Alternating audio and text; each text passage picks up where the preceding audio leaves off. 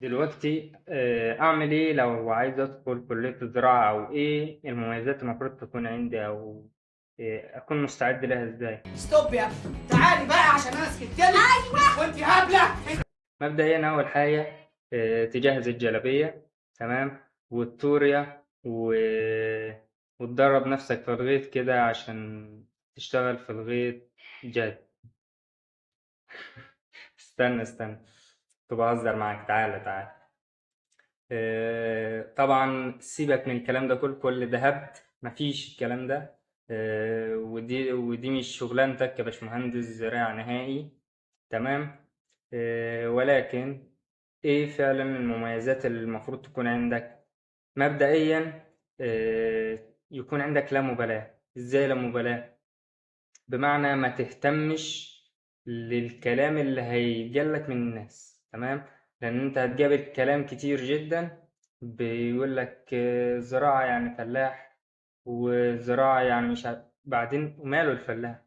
انت من غير الفلاح ولا حاجة، مش هتعيش اصلا. ده مبدئيا. تاني حاجة، تتجاهل برضو نظرة الناس ليك.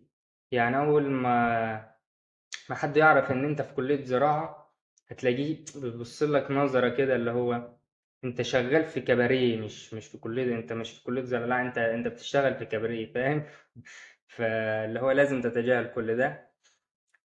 تالت حاجة وأهم حاجة، هو إن أنت يكون عندك طاقة.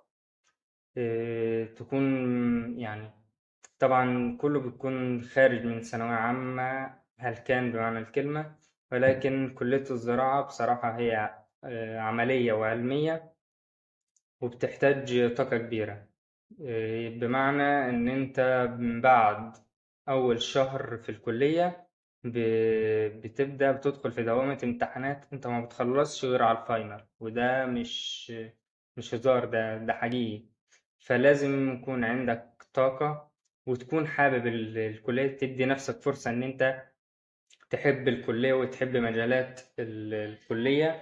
وهي كلية فعلا جميلة جدا جدا.